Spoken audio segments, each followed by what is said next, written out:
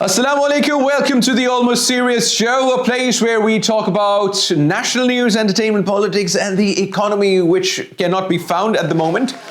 Almost seriously, because if we become fully serious, half the country would panic. So tonight we've got a lineup that is going to make you laugh, cry, and question humanity, from Shehbaz Gill's Twitter Olympics to trains that actually work, smartphones, taxes that feel like mortgages, and diesel prices on steroids, and even a visa drama with our neighbors that's just chef's kiss, you know. So buckle up, it's going to be a wild ride today, you zillennials. Oh, since we're talking of zillennials, let's talk of Shehbaz Gill. It's the first guy on the list, right? So there's a riot, sort of a riot, or a bout between Shehbaz Gill and Shahzeb Khanzada. So let's talk about Shehbaz Gill, the man who somehow turned Twitter fights into a full-time career. Recently, a controversy flared over Bushra Bibi's alleged influence on Imran Khan as his spiritual advisor, dream-based decisions, maybe even choosing aircraft routes. And somehow Shehbaz Gill made it all about himself. And by the way, those journalists who do cover Imran Khan, and they have been covering PTI, Bani Gala, would tell you that Bushra Bibi had great influence over Imran Khan, and Imran Khan's decisions were based on the findings and the research and development done by Bushra Bibi. वो जो सितारों से बातें करती थी, ख्वाब देख लिया, ये अपशगुन है, आपने 12:01 पे मीटिंग कॉल करनी है, you know, stuff like this really used to happen. And this is legit fact-based. I don't care if you hate it or you like it, but this is something which used to happen. So, the guy who was supposed to be a politician went full high school Twitter troll. Someone harassed Shahzeb Khanzada in public. Instead of calming things down, Gill dug up an old clip of Khanzada, reinterpreted it, and started a digital vendetta. So, because Shehbaz Gill's only money right now is coming from YouTube, so he needs to throw some masala. We understand. But you do not do that at the stake of a country and its ethics and respect and dignity. So, you were a federal spokesperson, Mr. Shehbaz Gill, not a YouTube reaction channel. It's like watching someone get promoted from gaming in their room to playing state politics online and immediately forgetting which buttons are the serious ones. So Twitter erupted. Wajih Sani tweeted, "Call anyone uncivilized? Nah, just call them Shehbaz Gill. Everyone here has turned into a great Shehbaz Gill, and that is rightly said." Meanwhile, Gill is busy acting like he's starting a political Squid Game where every old clip is a trap card. And let's be honest, the guy's credibility is like a soda can in a microwave, exciting for a second but mostly bubbling over and leaving a mess. People remember once he got jailed, peed in his pants, spilled info to save himself, and now he's monetizing PTI's sympathies on YouTube. Yes, YouTube over governance. Congratulations. Shehbaz Gill, your political strategy now includes viral clips and drama instead of policy. And every PTI man should ask this PTI representative sitting in the United States and asking the poor citizens of Pakistanis to go and fight the state and lose their lives for inqilab, which never even exists. So if you are such an inqilabi, and if you want to bring such a difference and in the state of Pakistan, in the policies of Pakistan, why didn't you come in Islamabad and sit here? Oh, last time you were here, we found you on a wheelchair acting sick just because you wanted to fly abroad. And journalists keep reminding everyone, Bushra Bibi influencing Khan. It is real, right? But that, and even sensitive appointments, definitely that was true. Noreen Salim Janjua tweeted that during his jail stint, a single officer's words made Gill spill all necessary and unnecessary info like a parrot, and he got out whimpering on a wheelchair only to sit abroad and earning dollars from YouTube while acting like a PTI martyr, which he is not. Asma Shirazi reminded everyone how she exposed external influence on state matters in 2021 and then endured a coordinated campaign against her just for telling the truth. Meanwhile, Gill is busy framing Khanzada clips for maximum viral drama. Vajisani also tweeted, a culture of not speaking, no shame, no respect. Everyone here has turned into a great Shehbaz Gill, which is absolutely wrong. So Shehbaz Gill, here's the takeaway. Stop turning political discourse into a subscription-based reality series. One day your tweets might get muted and then you'll realize that influence isn't measured in views, it is measured in decisions that actually matter. And to Shahzeb Khanzada is a true journalist, and he is someone I admire.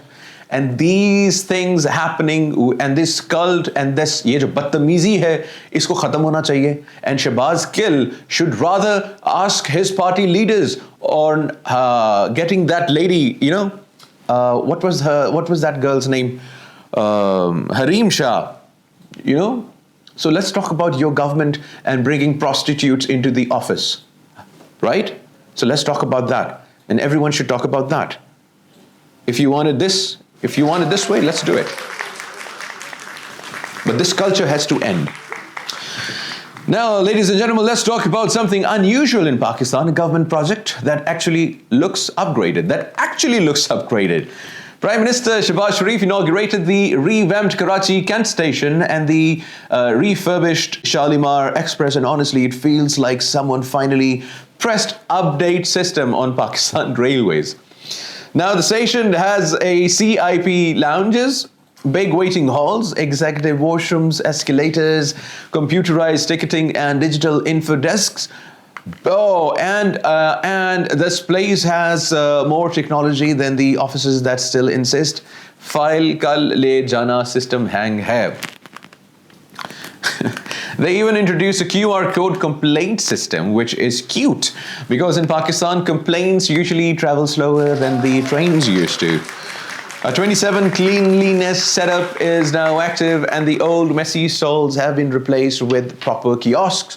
Shalimar Express got a full refresh, new looking coaches, upgraded economy and first class train staff, a proper dining car and free Wi-Fi, which does not work. I'm just joking.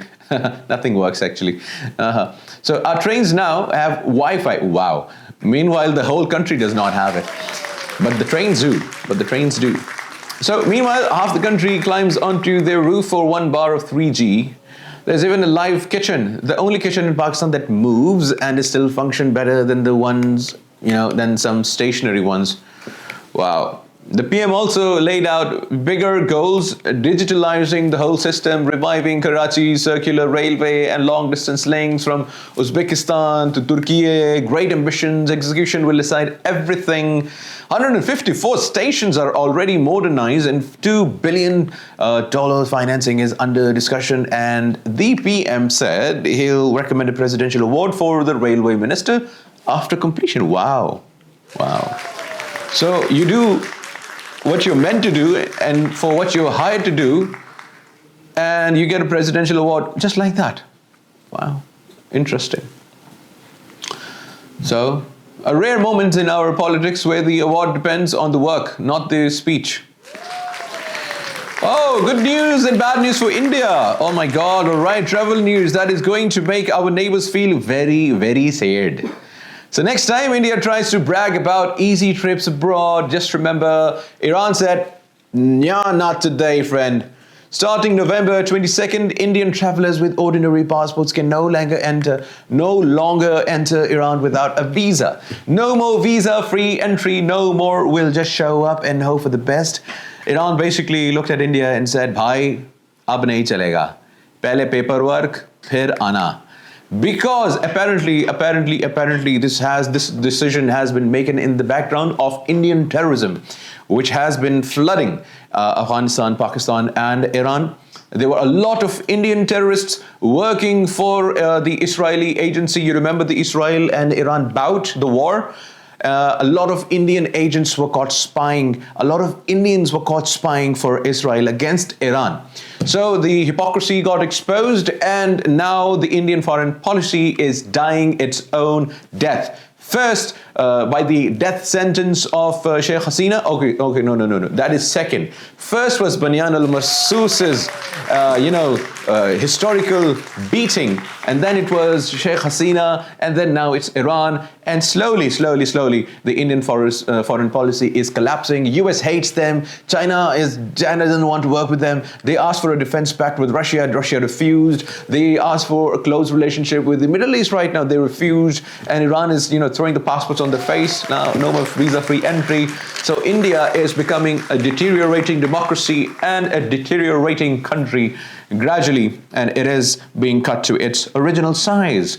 Meanwhile, Pakistan, we've been quietly managing our diplomacy and tourism. Our citizens may complain about electricity, inflation, and trains, but at least when we plan a trip abroad, we don't get shut out. We don't have countries suddenly saying, "Bhai, aap nahi aa sakte," from Pura nahi hua, from pura nahi hua. Like, so to be honest, India was living its little fantasy world, visa-free access, Instagram-ready trip, selfies in Tehran. It's ironic because Indians brag about their superpower economy, but can't even get a free trip to Iran now. That was a roast. So congratulations, India. It's not India, it's like, India is with I, but I saying with an E now, so it's like India, because it's ending. So your visa-free era in Iran is khatam, khalas. Poor guys. All right, guys, now let's talk about smartphones in Pakistan, or as I like to call it, how to pay a mortgage for your iPhone. Selling 2 kidneys is not enough anymore now. No one wants your dirty kidneys with stones. So now you got to do something else. Oh my God. Phones over $500 get 25% sales tax plus 18% GST plus DERBS fees. DERBS? That is digital registration of your phone, basically, Pakistan is saying. So yes, we will track your phone like it's a Gucci bag and make sure you paid for it properly. MNA Sayyid Ali Qasim Gilani says these taxes are unjust. Yes. Finally, someone's talking for students who want to Zoom class without selling a kidney. The government is considering cutting taxes before 5G, because rolling out 5G for people who can't even afford 4G is like launching Louis Vuitton sneakers for uncles. If taxes drop, Gen Z might finally stop using 3-year-old phones and asking for hotspots. So yes, Pakistan might finally make phones affordable. Until then, your old phone stays in your pocket like that vintage thrifted hoodie, because you can't afford the new drip yet.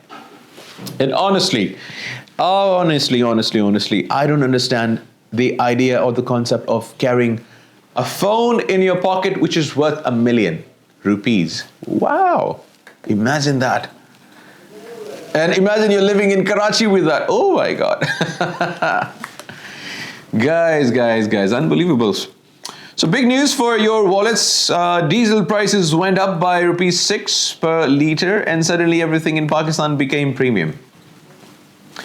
Pick and drop services, intercity fares, cargo rates all shot up 10 to 12%. And I don't know, when the fuel price is lower, why don't these rates also cut down? It's just that these guys are looking for a reason. $1 diesel महंगा हो गया है, 20% fair बढ़ा दो, महंगाई कर दो, दही महंगा कर दो, चटनी महंगी कर दो, टमाटर महंगा कर दो, सब महंगा कर दो. लेकिन जब सस्ता होता है, these guys can't be found. So basically, your Uber ride to college now costs like a Netflix subscription, and yes, your school bag feels poorer. So Pakistan Railways has also decided to raise fares this week because we should, trains stay humble when fuel prices are flexing. Oh my God, let's be honest, rupees 6 diesel hike in Pakistan is like someone tapping a soda can. Boom, everything explodes. Transport fares up, cargo up, school pick and drop up. Congratulations, your child's ride now costs more than the electricity bill. And it's bad when commuters start calculating, do I drive my own car or sell my kidney and take a bus? Meanwhile, politicians are calm, tweeting about reforms and stability, while the rest of us are just living the rupees 6 diesel horror story every time we leave home.